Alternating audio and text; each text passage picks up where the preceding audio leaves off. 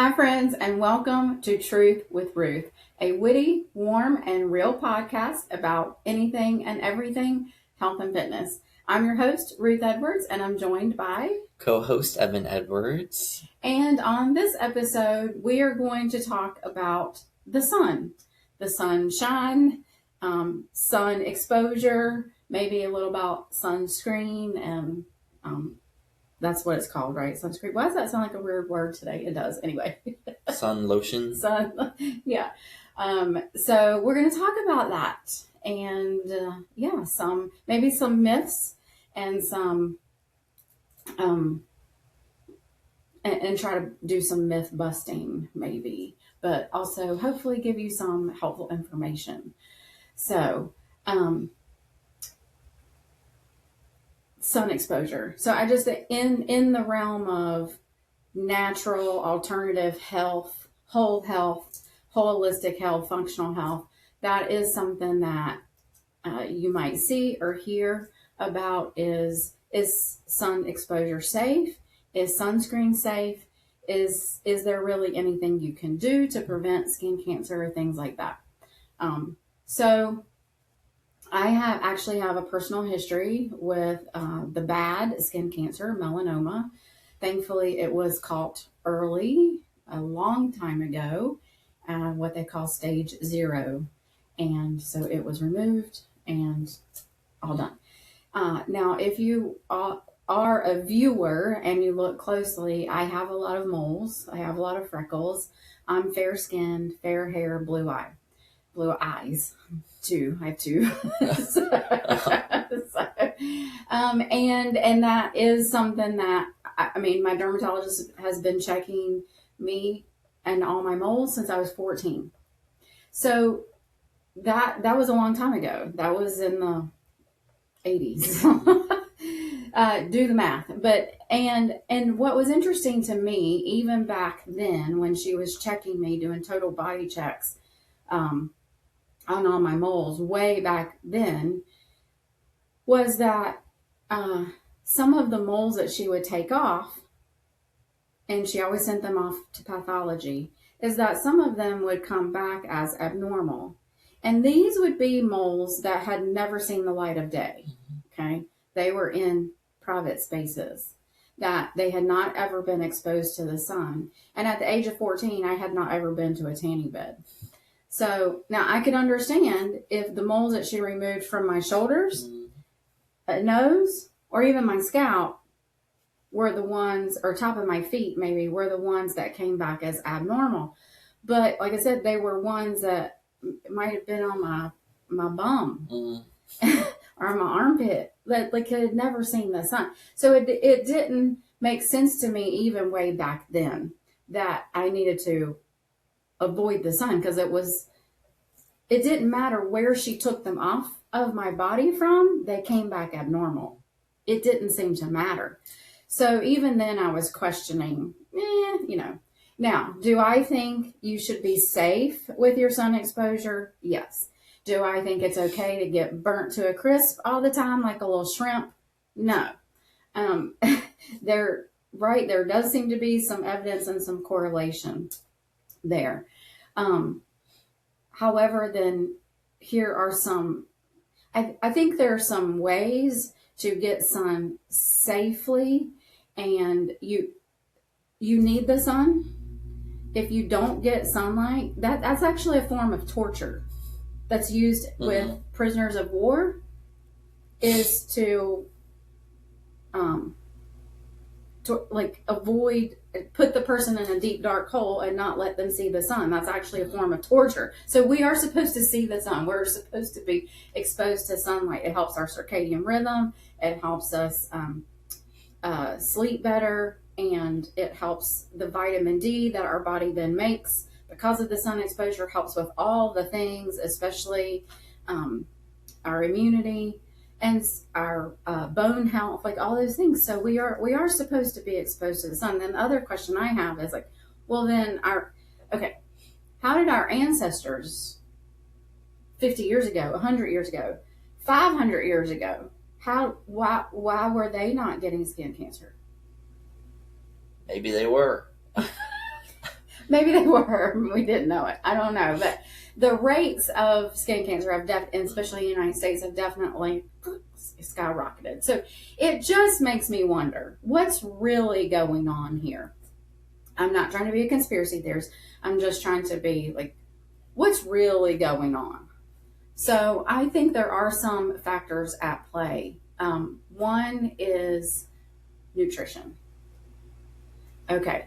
And so, and I have my own anecdotal evidence, but a diet that is rich in antioxidants, so vitamins A, C, E, and all your phytonutrients, a diet that is rich in those because is important to all areas of our health, but also our skin health.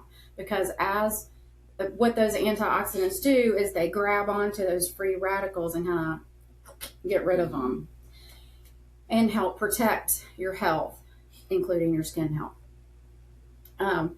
If your diet is, on the other hand, rich in processed seed oils, high fructose corn syrup, that's a new word.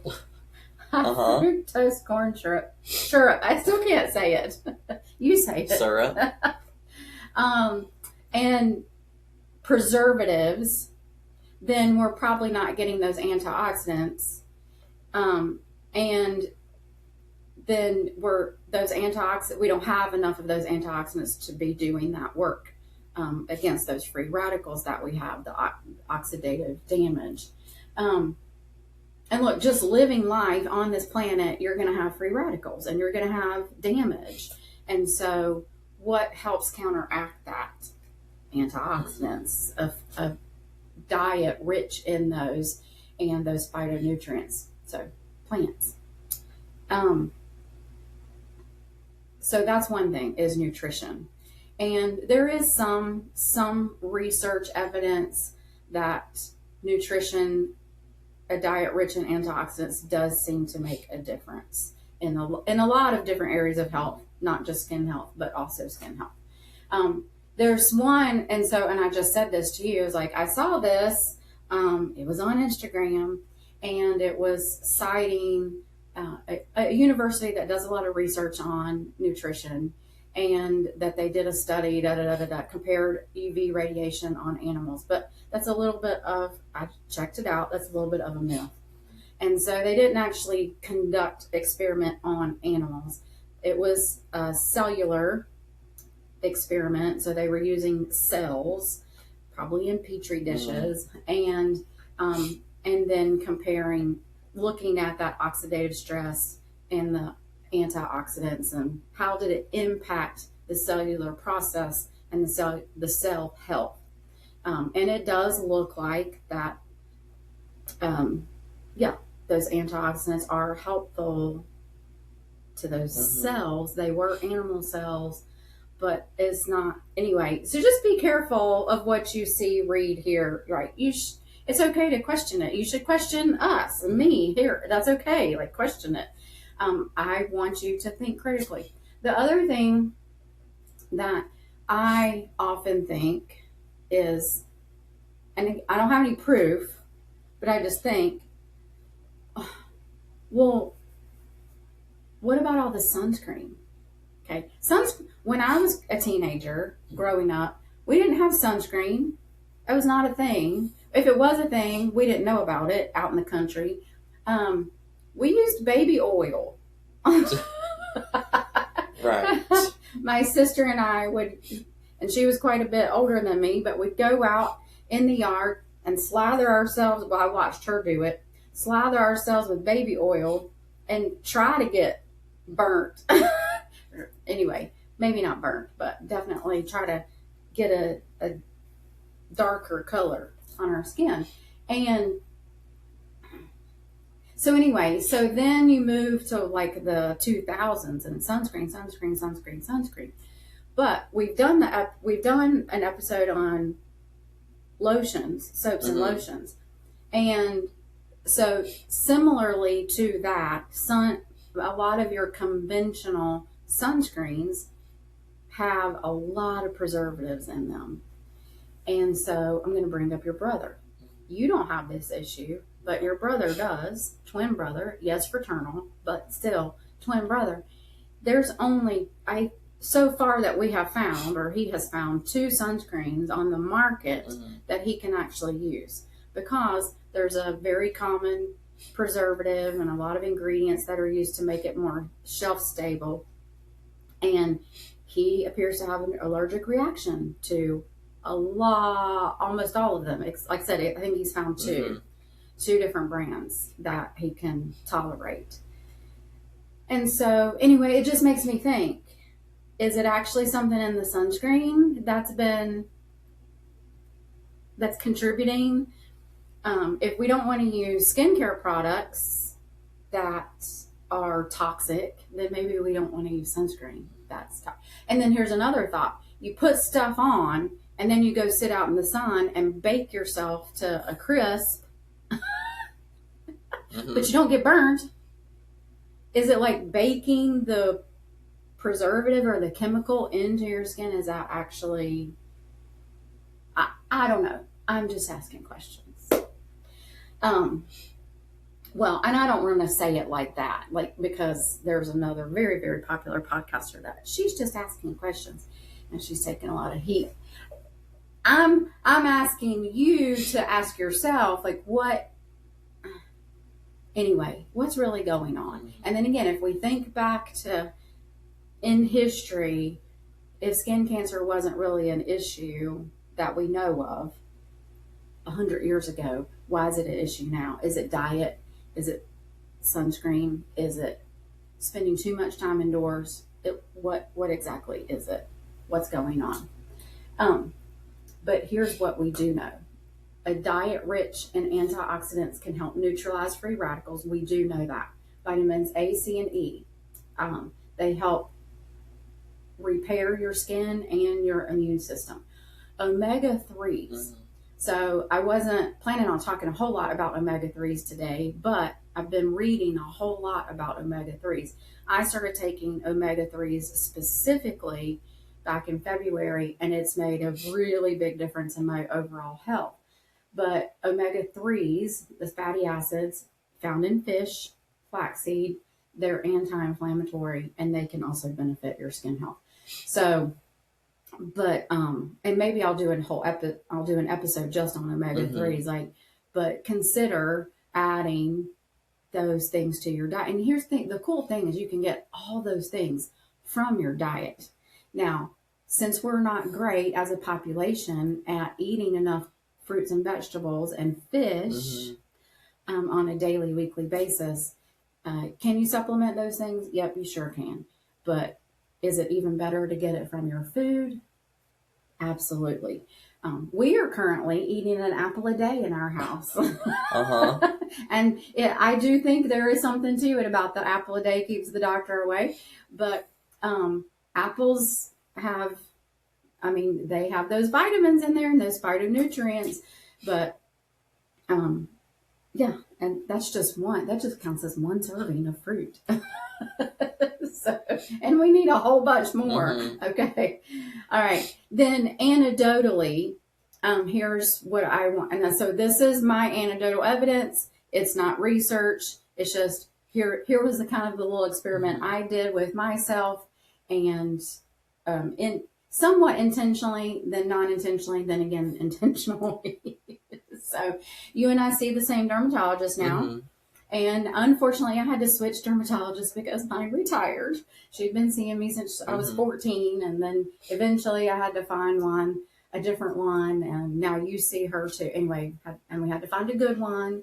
And anyway, so when I first started seeing her, I had already been on my whole health autoimmune journey and was already getting healthier from the inside out.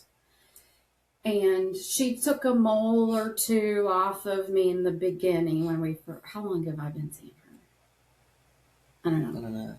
Let's say 5 years. I'm going to just 5-ish, give or take. And so, so we talked about, so she's still getting to know me and my history and getting to know the risk. And in that very beginning, she took off a mole or two. Yep, came back abnormal. And then each year, as I've gotten healthier from the inside out, she's not taking moles off me anymore. Now, I won't say that it won't happen this year, next year, whatever. I just saw her, and I'm good.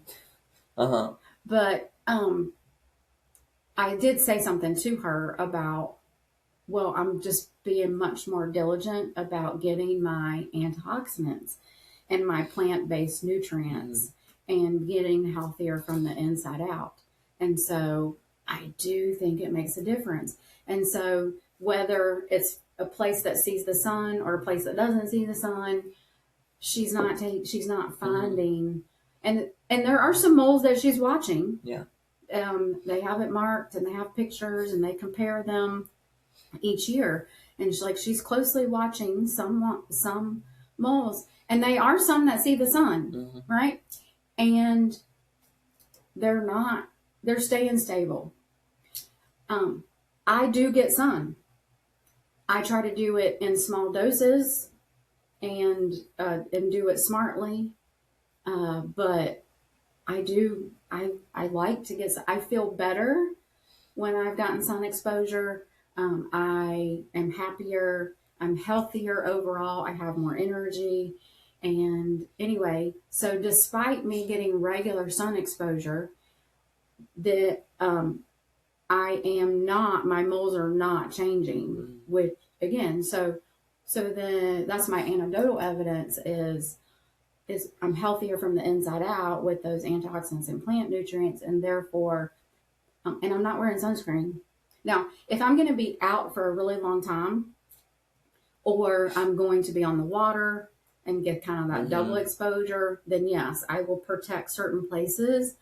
But I do choose what I would consider a cleaner version of sunscreen, something that has zinc oxide in it, and just like one or other two ingredients, and that's it. I use hats.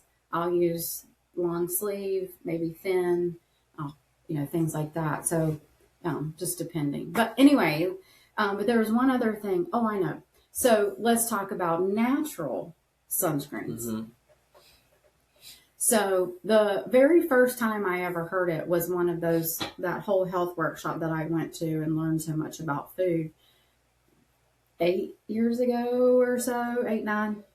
And I remember him saying, the more colorful vegetables you eat, fruits and vegetables you eat, the more the palms of your hands will have color to them. And then the more colorful the palms of your hands are, the more likely it is you'll have natural sun protection. Okay, so that's interesting, right? So he actually had us all go and show him the palms of our hands. So you got to think red peppers, orange peppers, carrots, so tomatoes. So think about all your red, orange, and yellow fruits and vegetables. The more you eat of those, the more colorful the palms of your hands are. They did a Magic School Bus episode about that. Oh, no. Well, kinda. Okay, tell me. The character, I think Arnold, was that his name? the redheaded character, of course. He had eaten so many carrots that his skin... Well, of course, it's over-exaggerated because it's a cartoon. Yeah. But he had eaten so many carrots that his skin had turned orange. Of course, this was bright orange because it was a cartoon. Yeah. But it was still somewhat truthful that the more... Yes. Natural, or I don't know, red, orange, yellow, whatever colored foods that you eat. Yes, your skin... Takes on some of that color. Yeah, your complexion can change. Yeah. I mean, yeah, you can't change from, like, being a white baby to, like, an olive-toned...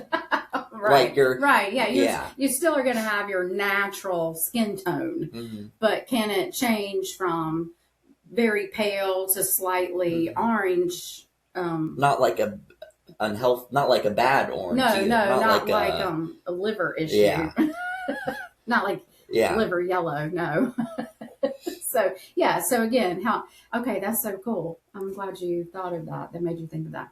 So yeah, so I mean that, and if you go to an acupuncturist or Chinese medicine or somebody who's more on that side of the spectrum of doctoring medicine, then oftentimes that's one of the things they'll have you do is they want to see your skin. They want to see the palms of your hands. And that's what they're like, because you might say, "Oh, I eat healthy," but if you're super super pale, then you're not. You're eating processed foods. You're not eating your plants and vegetables. You're not eating your fruits and vegetables. So eat your fruits and vegetables. It helps in so many ways. In particular, for this episode, even your skin. And then so you can. Now, it's going to take some time. So we are currently in the month of April. I don't know when this episode will air. It might not be till June. So whenever you're listening to this, you're like, oh, I'm going to go eat some carrots and then go sit out in the sun. It doesn't happen that fast. Okay. The natural sun protection doesn't happen that fast. You're going to need to have been eating fruits and vegetables, colorful fruits and vegetables for probably 3 to 4 months at least to get that natural sun protection. Again, you're going to be smart about it. You're not going to go sit out there for 5 hours from 10 to 3. Yeah. Okay. You're still going to be smart about it. Then the other, there are some oils, some natural occurring substances in our universe that can also help. And you might be able to find these in some products, or you could make them yourself. I didn't do a lot of digging to give you a whole list of that, but maybe that's something I can work up and put it on Patreon. But I know that one of them is carrot seed oil. So carrot seed oil is, well, it's a naturally occurring substance. So carrot seed oil. Now, if you try to buy a bottle of carrot seed oil, you can do that. You would probably need to go to some bulk source, but it's expensive. But it is really good for your skin. So basically, it's natural. It's from carrots. It is vitamin A. Okay. What is the super popular skincare product that a lot of women like to use? And acne people like to use, people with acne. I don't know. Yes, you do. Retin-A. Retin-A, you've heard of Retin-A. Is that a brand? Is that It's a cream. It's a medicine. I don't think I'm familiar. Okay, so it helps with acne. It helps with it's anti-aging. The super, super, super duper strong Retin-A is Accutane. Do you ever hear of Accutane? Do you have any friends take Accutane? Not currently, but isn't Accutane can only be prescribed by a dermatologist? Yes. Yeah. It's oral vitamin A, and it's so strong. It dries you out real bad, and I think it also has some bad side effects. Yeah, it can have some bad side effects and birth defects. So it's a whole thing with if somebody's of reproductive age, there's some really strong counseling if you're going to take that product. So it's oral, high doses. Okay. But vitamin A is one of our antioxidants. So in just a normal dose, either eating carrots or applying carrot seed oil to your skin. That's natural vitamin A. And so you can use it either for anti-aging, kind of plumps your skin, or you could even use it as a natural sunscreen. Again, you'll probably want to mix it with some other things because there's some other oils. Again, I'll have to put together maybe a list. And coconut oil can be helpful. There's some others that could. So anyway, I have bought some pre-made.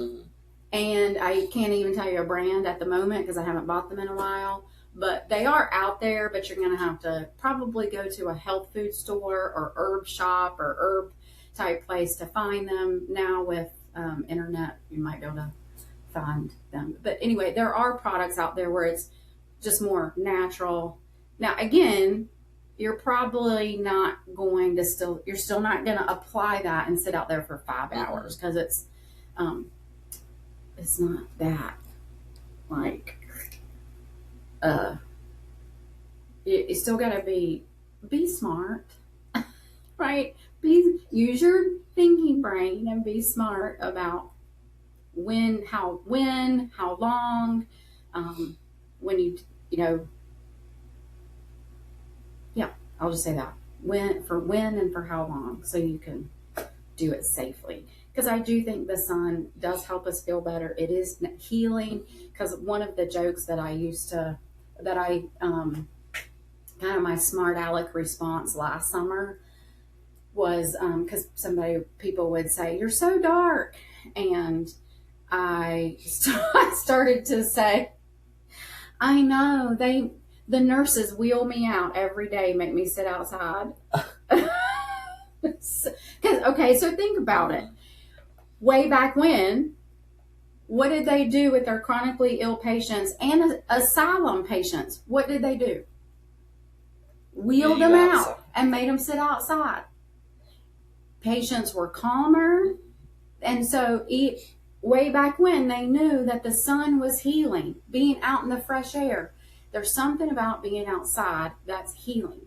So I guess what I'm trying to say is, it's not wrong or poisonous or toxic to be outside and get some sun. It's actually really, really good for you. Just be smart about it. Now, I do have some melanin in my skin from my ancestry that does allow me to tan. Again, as long as I'm smart about it and don't do something crazy like just sit out there forever and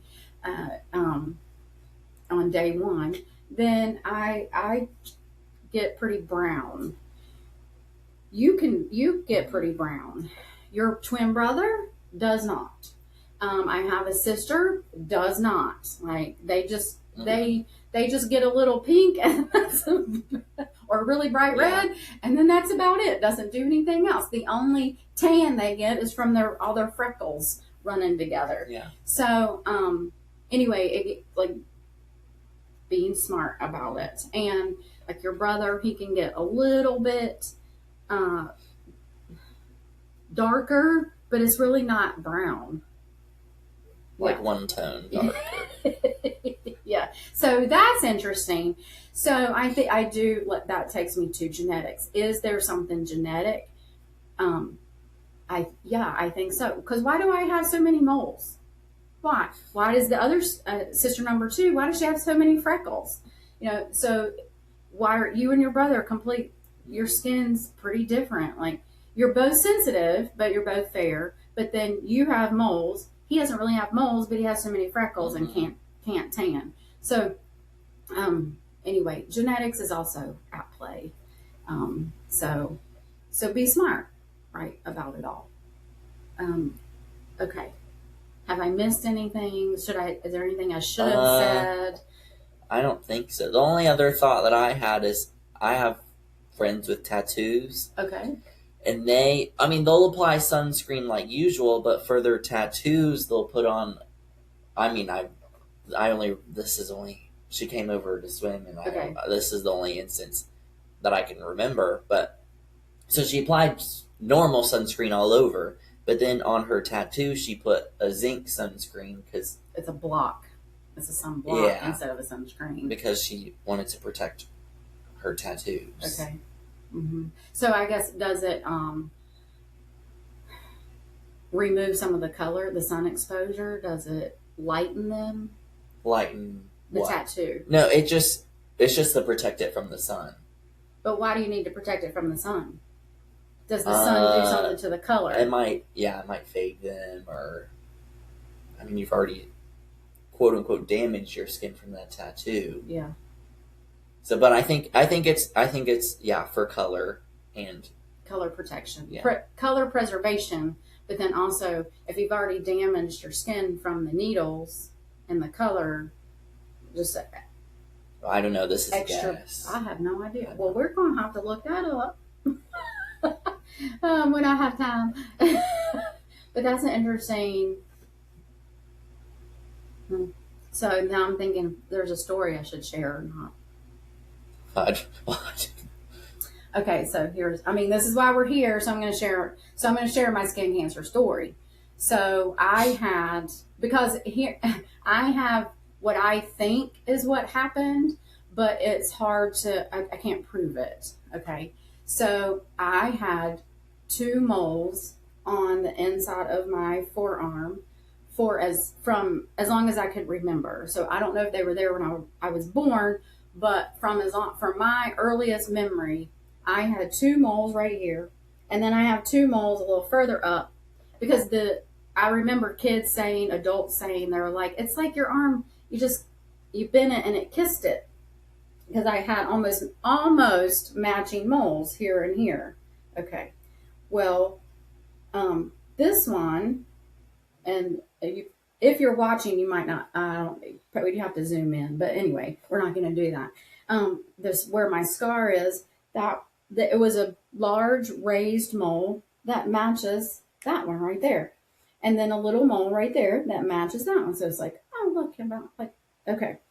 Well, that one, large, two-toned, but it never changed, and it had been there from as far as I could remember. The dermatologist that had been seeing me since I was 14, she looked at it, never, ever said anything about it. She checked it every year. It was never an issue. Well, then we moved to a different town. And for the first year or two, I saw a dermatologist in this town where we live in North Carolina. Because that made sense. It was like 10 or 15 minutes instead of an hour. But I didn't care for this particular dermatologist. She was highly credentialed, but I didn't care for how she looked at my skin. I was used to my Dr. Selecki. I was used to her going like this. And she checked every crevice,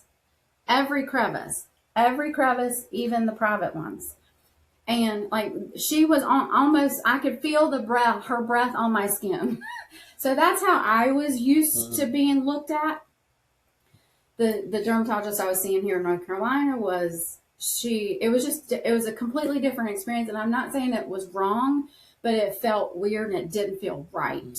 And it was, basically I was naked, standing up against a wall, a black screen, and they took a picture, turned around, take a picture, and that's all. That she didn't get even this close to look at all my moles, so I didn't love that. Okay, anyway, then but on like maybe the second or third visit, she goes, "I don't like that mole. Can I have it?" And I said, "I don't know." Because it felt strange. What do you mean? It still had not changed.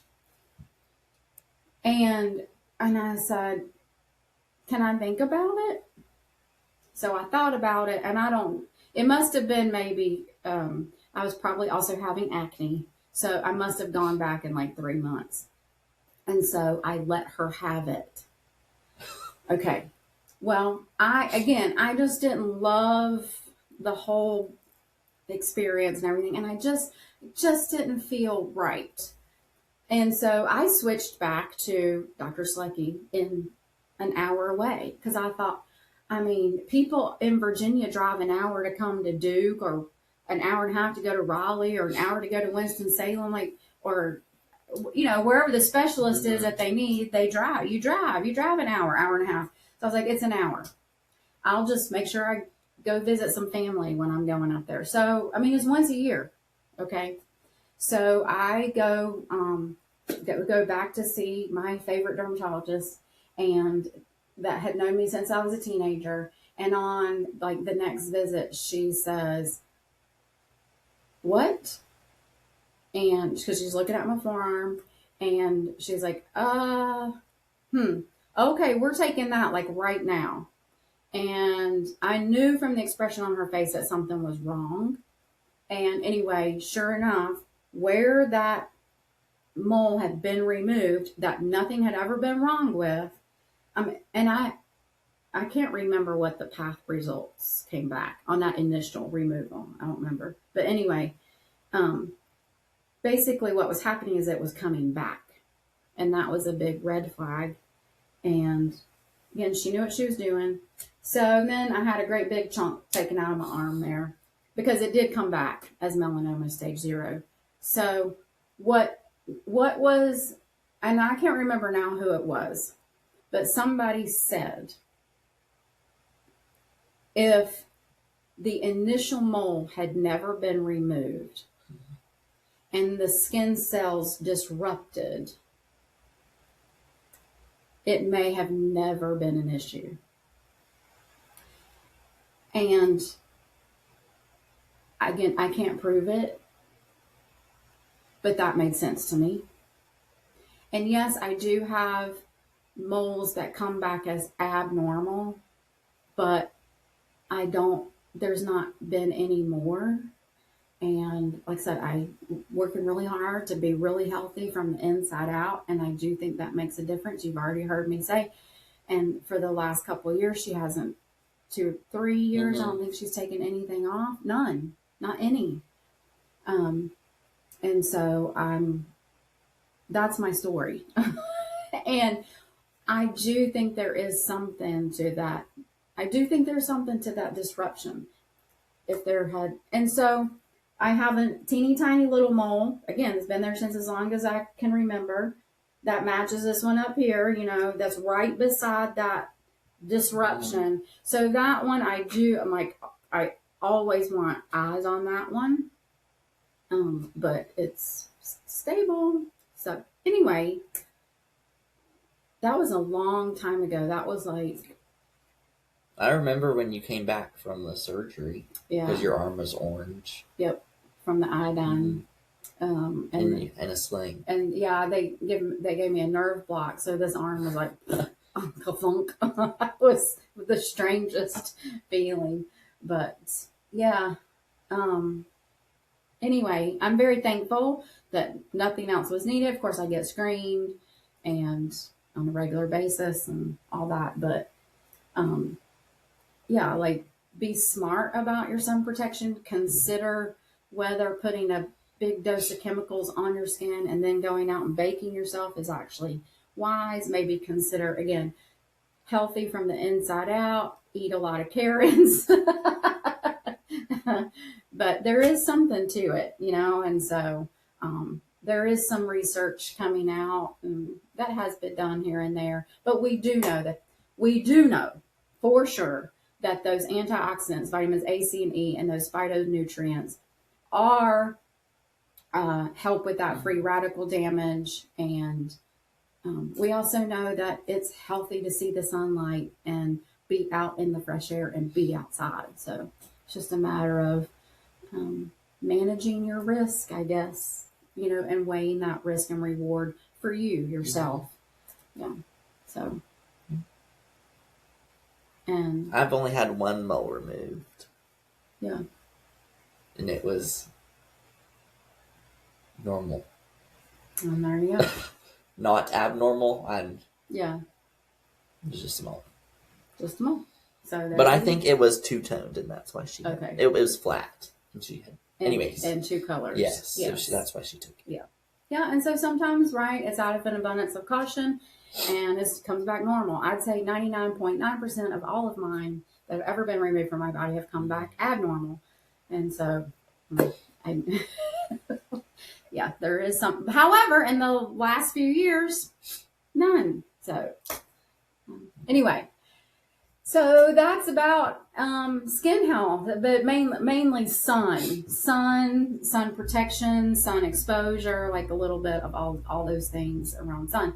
So here's what I will do, because I'll have a little time. I will work up a document about those, like what foods in particular from the end that you can be eating and consuming, and then maybe either some brands or some ingredients to help you figure out what you are going to look for if you're going to apply something topically to help with sun protection.